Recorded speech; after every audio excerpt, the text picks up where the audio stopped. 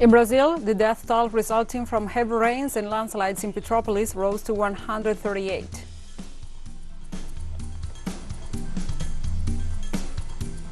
Two former commanders of the Bolivian Air Force and Navy were sentenced to 3 years in prison after pleading guilty for their participation in the 2019 coup d'etat.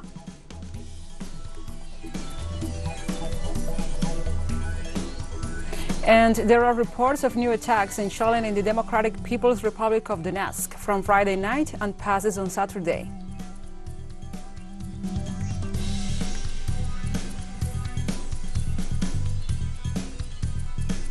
From the headquarters of teleSUR English in Havana, Cuba, this is From the South. I'm your anchor, Gladys Quesada.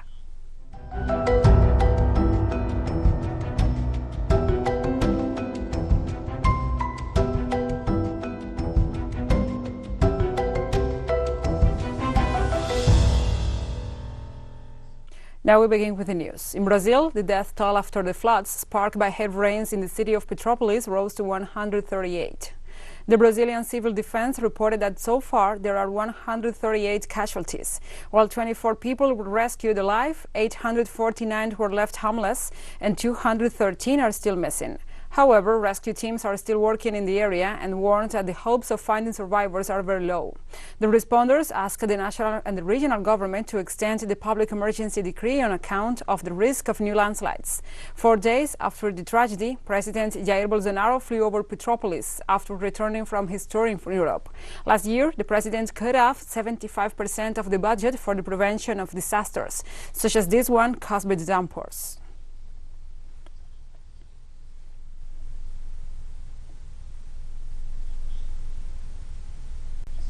In Brazil, workers keep struggling for their daily support, while the government, who is responsible for advancing the society, does nothing but decimating the labor laws. Yet, private drivers look for alternatives in Araraquara city.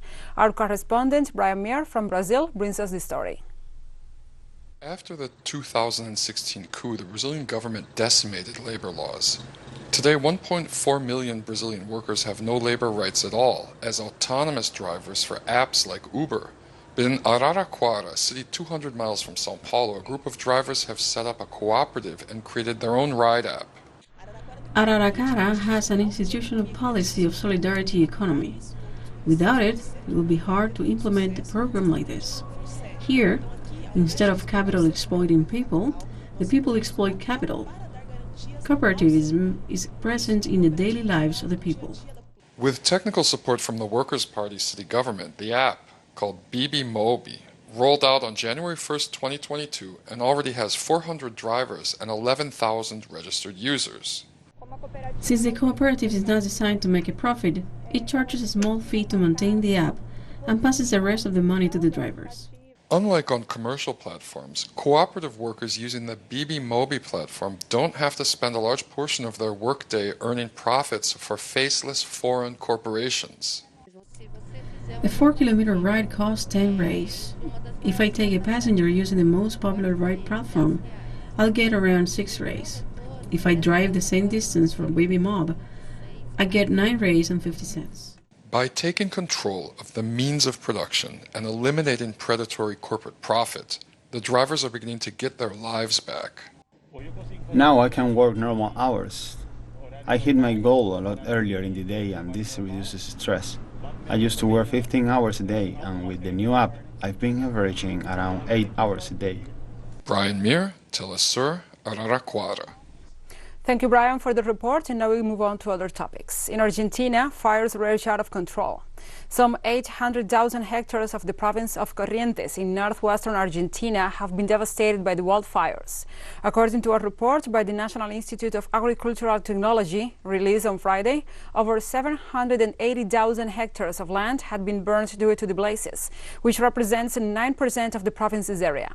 According to the NTAA, the fires have affected a great deal of wildlife in the country's northeast. Many animals have been burnt by flames or poisoned by the smoke, while others have been run over on roads trying to escape the fires. Firefighters teams were continuing operations to extinguish the flames.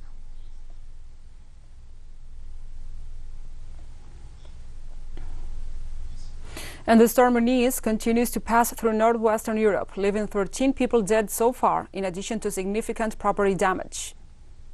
The storm formed in Ireland passed over part of the United Kingdom on Friday, with winds gusting above 100 kilometers, 62 miles per hour. This before continuing its route, turning on the alerts over northern Europe. During its passage through the continent, Añez has killed at least one person in Ireland, 3 in England, 4 in the Netherlands, 1 in Belgium, 2 in Germany, and another 2 in Poland. Also, some 30 people were reported injured, and about 75,000 homes lost their power supply in northern France. Authorities have cancelled hundreds of flights, trains and ferries to northwest Europe and expect strong winds to continue for the next few hours.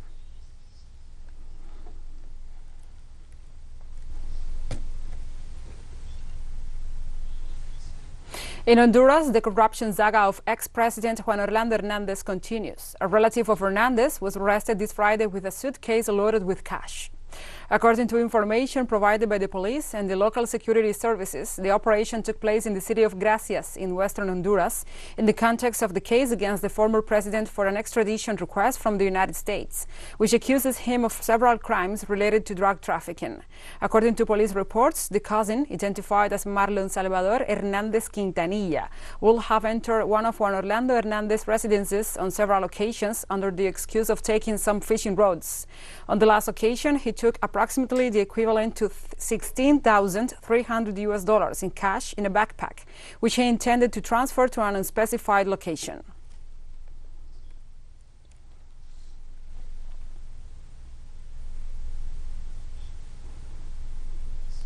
In Havana, art and crafts merged at the recent exhibition of the Cuban artist Francisco Javier Suarez, entitled Enlightening the Fine Arts. The exposition, open to the public at the José Martí International Press Center, brings together examples of chandeliers and vintage doors, elaborated according to the optics and experience of masters such as Alberto Lescay, Eduardo Roca, better known as Choco, Ernesto García Peña, Flora Fong, Nelson Dominguez, and Zaida del Rio.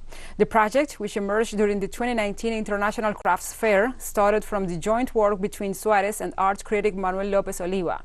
With the support of the Cuban Cultural Heritage Foundation, the Press International Center, and MIREX, and the workshop and studio Zauzant, the exhibition reflects how the art of glass and light shapes different and unusual views of the wonderful.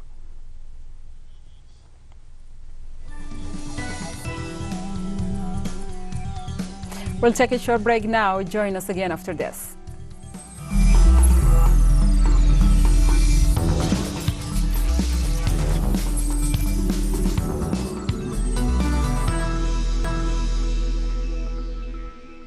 Welcome back. Former commanders of the Bolivian Air Force and Navy were sentenced to 3 years in prison. Gonzalo Terceros and Palmiro Harjuri, former members of the Military High Command, pled guilty for their participation in the 2019 coup d'etat. The former military chiefs were found guilty of failure to fulfill their duties, commission of crimes, as well as unlawful and unconstitutional resolutions. Both former military officers, who had been detained since the mid-2021, are 2 of the 8 former military and police chiefs accused, along with the former de facto president, Jeanine Añez, for the crimes committed during the coup d'etat against the former president Evo Morales in 2019, as well as the violent repression that led to the Sencara and Zacaba massacres.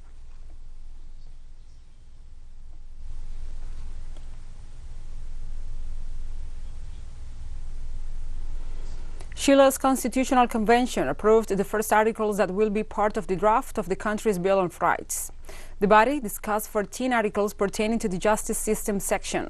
5 were approved entirely, while the other 5 have to return to the commission in charge of the judicial area to be assessed.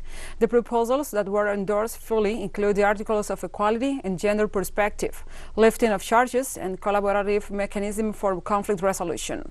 The Chilean constituents have until July 4th to finalize the draft of the Constitution. The initiative must be approved in the plebiscite scheduled for the second half of 2022.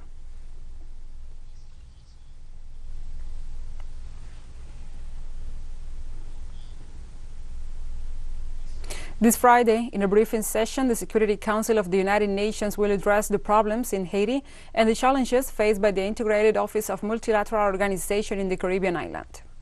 The purpose of the meeting is to review the main political, economic, humanitarian and security developments in the nation.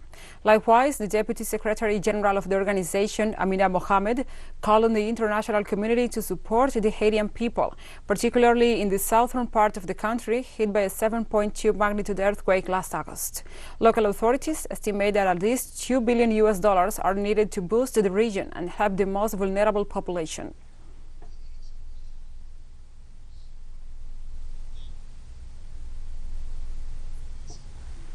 This February 18th, addressing the Council via teleconference, the UN Special Representative for Haiti, Hélène Lalime, stated that the situation in the country remains fraught and highly polarized despite some signs of progress.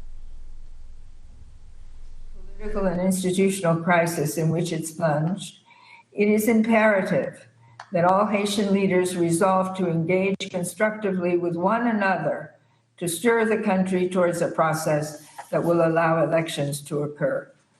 The international community must also continue to engage with the Haitian government and other stakeholders, not only to support efforts to create the necessary security and political conditions for the holding of national elections, but also to ensure that urgent structural reforms are undertaken to tackle gang violence, address impunity and corruption, strengthen the justice system, and transform the economy in a sustainable manner.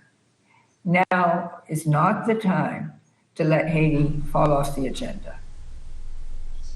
The World Food Programme funding decreased precipitously this year as Yemen sees millions suffer from starvation. The World Food Programme, the United Nations Food Aid Organization, says a big funding crunch is forcing it to cut rations to millions of hungry people in Yemen. The director for the Middle East and North Africa region, Corinne Fleischer, declared that the program lacks $806 million over the next 6 months to feed 13 million people in war-ravaged Yemen. In an interview this Friday, she said that donor money is drying up despite Yemen going through what the United Nations calls the world's worst humanitarian crisis. So we protect the money for 5 million people that are on the brink of famine. And the 8 other million people, we only give them half of what they would need now. So basically, we take the food from the hungry to feed those who are at risk of starvation. You know, we can't afford another conflict. Conflict is a main driver of food insecurity, main driver of hunger. And so we need to solve, the world needs to solve these issues before it leads to a conflict. And so we need to solve issues.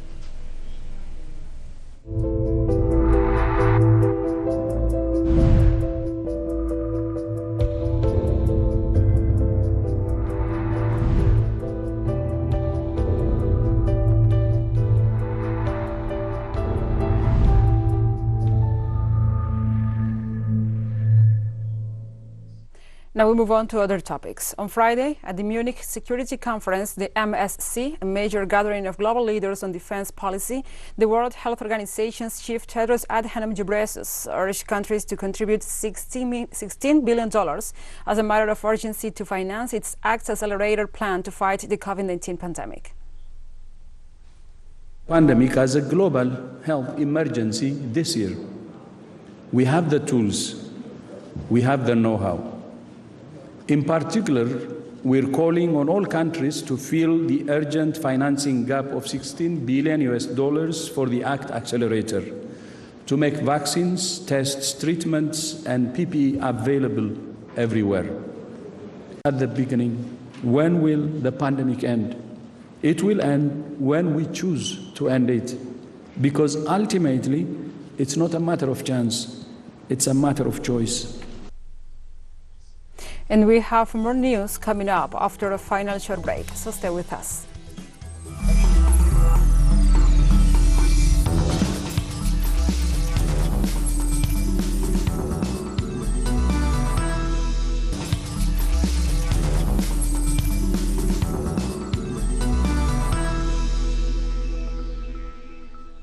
Welcome back.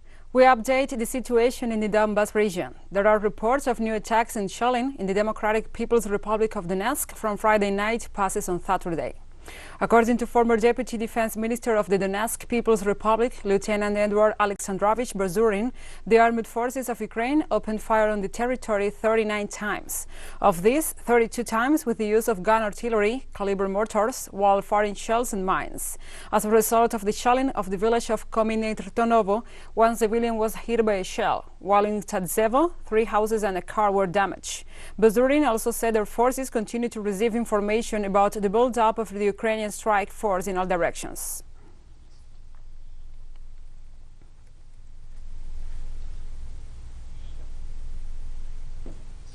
And the first buses carrying refugees from Donbas began arriving in the Rostov region in southeast area in Russia. The accommodations are set to receive 10,000 refugees, according to reports from the TASS agency. The chief of the self-proclaimed Lugansk People's Republic, Denis Pushilin, issued an order for evacuation for children, women and the elderly, given the recent ceasefire violations and explosions recorded in the Donbas region only on Wednesday, which amount to over 800 combined, according to the Organization for Security and Cooperation in Europe. The estimated number of refugees is said to rise up to 700,000 in total. Russian President Vladimir Putin already ordered the Deputy Minister of Emergencies, Alexander Shupryan, to fly urgently to Rostov to finalize the setting up of the accommodations for the refugees who flee a potential invasion from Ukrainian government forces.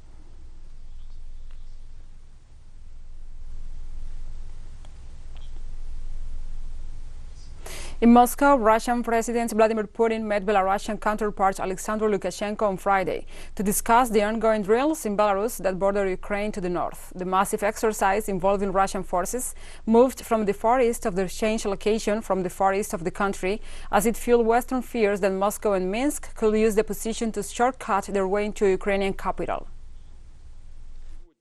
During today's talks, we have obviously discussed in detail the matter of strengthening the shared defensive perimeter of Russia and Belarus.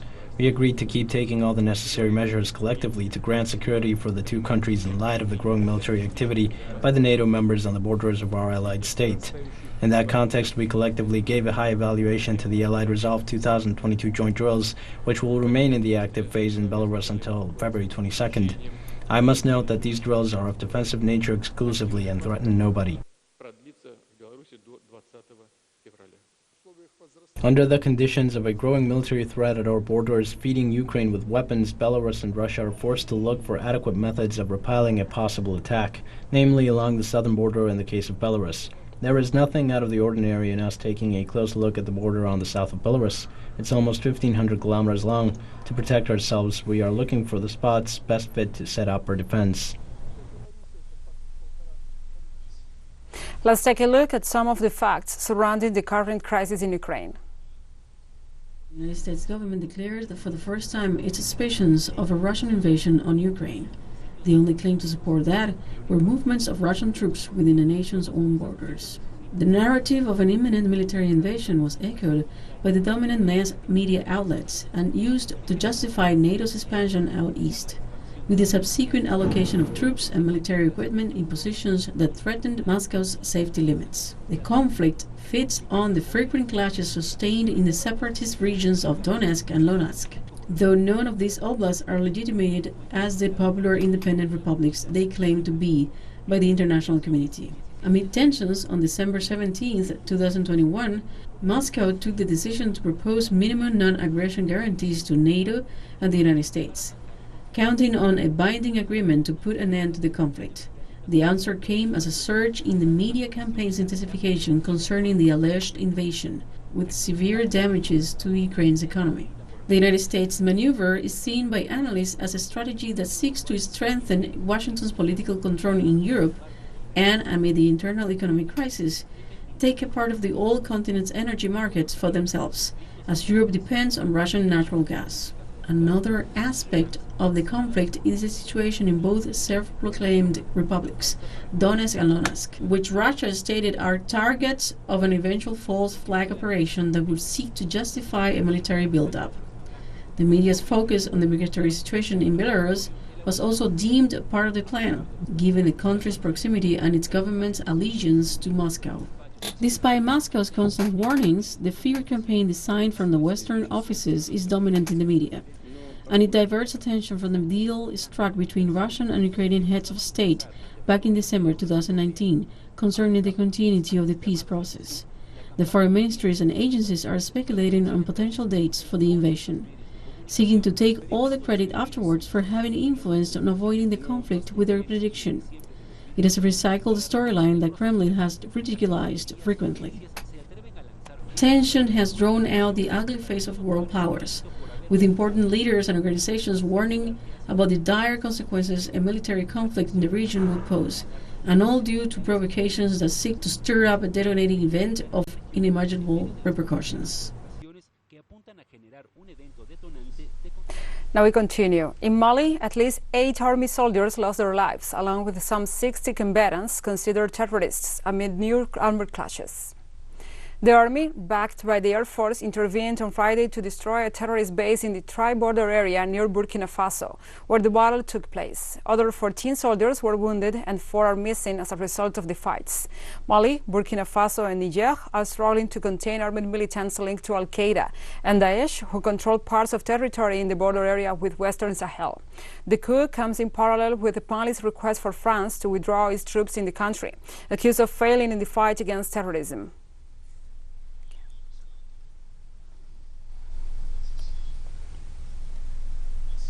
And the President of France, Emmanuel Macron, replied to the Malian request with a communique in which he defended his management against terrorism and accused the military board of working less and working more to guarantee its economic interest with the hiring of mercenaries. Macron described as unsustainable the presence of his troops in the West African nation in the midst of the rupture of relations with that country. In this regard, he confirmed the orderly withdrawal of his troops without compromising their security.